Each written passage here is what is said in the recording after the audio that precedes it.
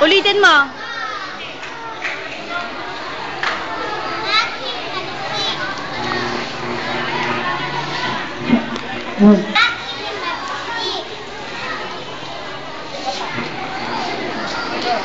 Maghihimagsik.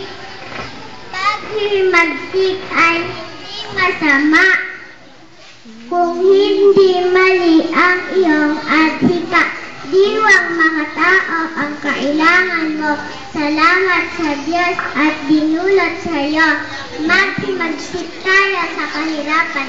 Bakayin ang hirap. Ng kasipagan, iwangwang na Bakuran ay ating tamunan.